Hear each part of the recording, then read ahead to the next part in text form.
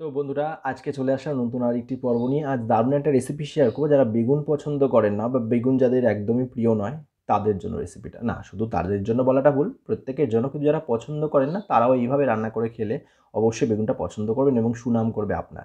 তো চলুন বন্ধুরা, আজকে আমি শেয়ার করবো বেগুনের একটা দারুণ রেসিপি। আমি দুর্জা আমার রান্নাঘরের ছোট্ট আরেকটি পর্বে সবাইকে স্বাগত জানিয়ে শুরু করছি বেগুন দিয়ে দারুণ একটা রান্না। তো ঝটপট রান্নাটা করি। প্রথমে বেগুনগুলোকে খুব ভালো করে, মানে যে একটু লম্বা লম্বা কুলি বেগুন যেগুলো হয় বলে না, সেই বেগুনগুলো নিয়ে এসেছিলাম।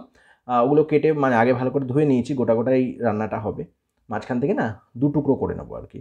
আর এটার জন্য আমি কাজু আর পোস্ত বাটবো। তার জন্য কাজু আর পোস্তটাকে খুব ভালো করে একটু জলে ভিজিয়ে রাখলাম, তাতে নরম হবে, বাটতে সুবিধা হবে, যেহেতু আমি শিলনোড়ায় বেটেই রান্নাটা বেশি করি। আর বেগুনগুলোকে এভাবে চিড়ে নিচ্ছি মাঝখান থেকে। আপনারা চাইলে পুরোটা কেটেও নিতে পারেন, কোনো অসুবিধা নেই। একটু চিড়ে নিলে সুবিধাই হয়, বেশ দেখতেও ভালো লাগে। গোটা গোটা বোটাটা ধরে দেবেন, বেশ পছন্দ করবে যাকে দেবেন খেতে। তো আরেকবার জলের মধ্যে দিয়ে দিলাম যাতে বেগুনটা কালো না হয়ে যায়। এবার একটা প্লেটের মধ্যে তুলে নুন, হলুদ আর একটু চিনি মাখিয়ে বেশ কিছুক্ষণ, মানে ধরুন 15 মিনিটের মতন রেখে দেবো, 10-15 মিনিটের মতন। তাতে কী হয়, বেগুনটা ভাজলে না তেলটা অনেক কম লাগে। বেগুনের যে জল ভাবটা থাকে ওটা এইগুলো মাখিয়ে যদি রাখা হয়, আর চিনিটা দিলে স্বাদটাও বেশ ভালো আসে। তো একটু চিনি আমি অ্যাড করলাম, দিয়ে মাখিয়ে একটা প্লেটের মধ্যে রেখে দিচ্ছি। ততক্ষণ আমি মশলা বলতে কাঁচা লঙ্কা বাটবো, দুটো কাঁচা লঙ্কা বেটে ব্যবহার করছি।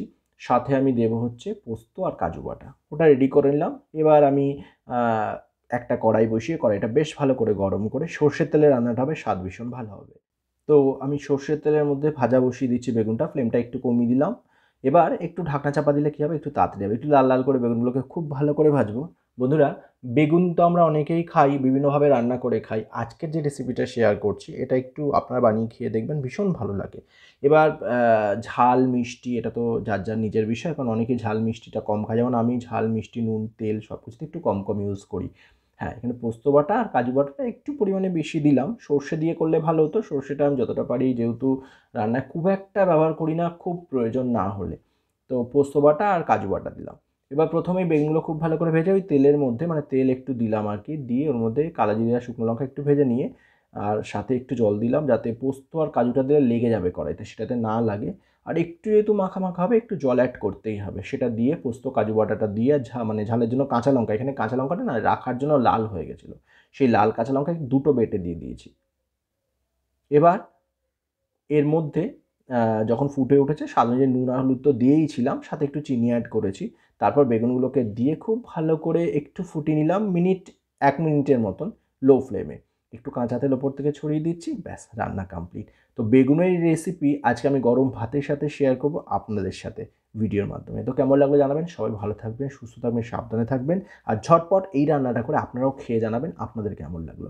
তো আমার এই ভিডিও যদি ভালো লাগে সবাই, তাহলে একটুখানি লাইক করবেন, বন্ধুদের সঙ্গে শেয়ার করতে পারেন, তাহলে আমার মনে হয় ভালো লাগবে, আমার ভালো লাগবে।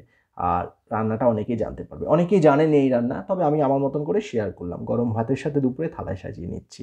বেশ দারুণ হয়েছিল, কারণ আমি খাওয়া দাওয়ার পরে কিন্তু ভয়েসটা অ্যাড করছি। চারদিকে প্রচুর পাখি ডাকছে, আমারও বেশ ভালো লাগছে। তো বন্ধুরা, আজকে আমি এটুকুই, মানে আজকে ভিডিওটা এটুকুই। দেখা হচ্ছে নতুন পর্বে খুব তাড়াতাড়ি আমার রান্নাঘরে রান্না নিয়ে। যা রান্না করি রোজ তাই শেয়ার করি আপনাদের সাথে, যেমন আজকে শেয়ার করলাম বেগুনের এই রান্নাটা। আজকে কিন্তু এটুকুই। টাটা।